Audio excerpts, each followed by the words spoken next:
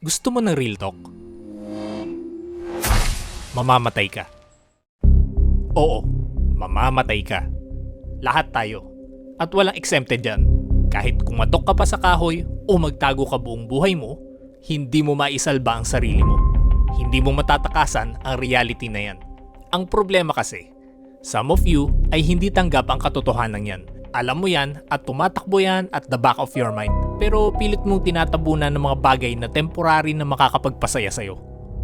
Kaya nga kahit kapos ka, pilit mong sineselebrate ang mga bagay na pwedeng mag-remind sa'yo niyan.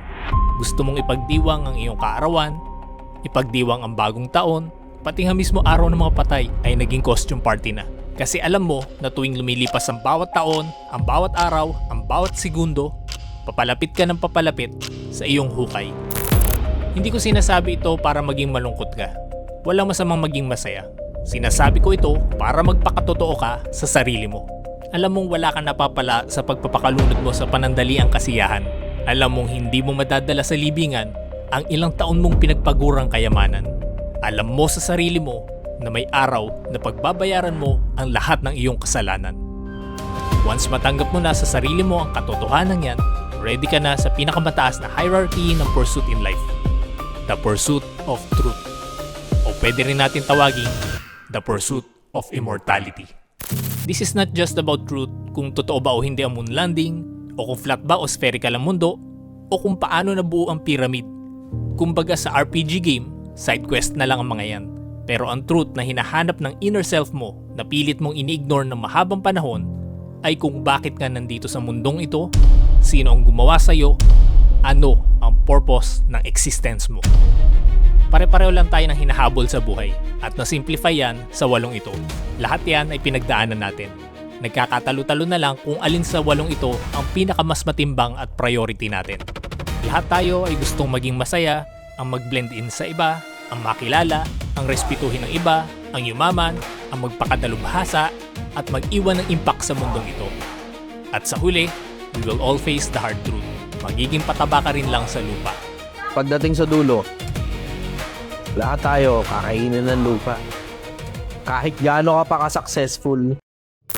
Meet Abdurrahman Al-Subay, isang medical doctor. Nagpakadalubhasa siya sa kanyang field for 8 years. And for some reason, noong 1980, nag-decide siyang talikuran ang comfortable na buhay niya at namuhay siya sa remote area ng Africa. Doon nakapagpatayo siya ng universities, schools, masjid o simbahan, wells, training centers, clinics, hospitals at marami pang iba. Hanggang sa pumanaw na siya noong August 15, 2013 sa edad na 65. The state of Kuwait mourned the death of Az-Sumait, who passed away yesterday after a long journey of charity work and good deeds across the world, especially in the African continent. 3 dekada siyang tumulong. Not for money, not for fame, walang likes, walang shares. Pero hanggang ngayon, may tubig na umaagos, may batang nag-aaral, at may mga buhay na nakikinabang dahil sa iniwan niya. His funeral was attended by a large crowd, reflecting the love that Az-Sumait had spread in Kuwait and across the world. Yan ang masarap na klase ng virality. Immortality. Para sa mga nasa pursuit of truth, immortality na sa next life ang habol nila. To keep on searching for the truth, to share what they believe is true, and hoping na in the very end ay tanggapin sila ng Diyos sa kabilang buhay. Pagdating mo sa kabilang buhay, hindi ka tinatanggap ng Diyos. You have gone outstandingly long way just to fail at the very end. According to psychology, neuroscience, and anthropology, the human brain is naturally wired to seek meaning, purpose, and agency. Sa buong kasaysayan ng sangkatauhan, walang sibilisasyon ang umiral na walang paniniwala sa mas mataas na katotohanan. Iba-iba man ang anyo, iisa ang pattern. Ang tao ay naghahanap ng sasambahin. We're all born with an inbuilt, hardwired tendency to believe. Hindi tinatanim ng mga magulang ang paniniwala sa Diyos. Kusang umuusbong ito sa isip ng tao. There's something about our psychology from very early on in life that leads us to be very receptive to religious beliefs. And so we expect to see religious beliefs show up in lots of different cultural groups independently. Not because of rigorous indoctrination or something like that, but just by virtue of human beings being human beings in social groups. Kaya nga kung mapapansin nyo kahit ang mga atheist ay hindi matapos-tapos sa pagre-research o pakikipag-argue sa mga theist. Sa kadalasang pagkakataon, mas active at mas masipag pang mag-research ang mga yan kesa sa mga theist. They love reading or watching topics about God kasi may emptiness sa puso nila na gusto nilang punuan. They want to believe. Yun ang sinisigaw ng loob nila. They just don't have enough reason to believe. Kaya tayo may mga idea sa existence ng Diyos ay hindi rin dapat magsawang ibahagi ang alam nating katotohanan sa pinakamaayos at mapayapang paraan.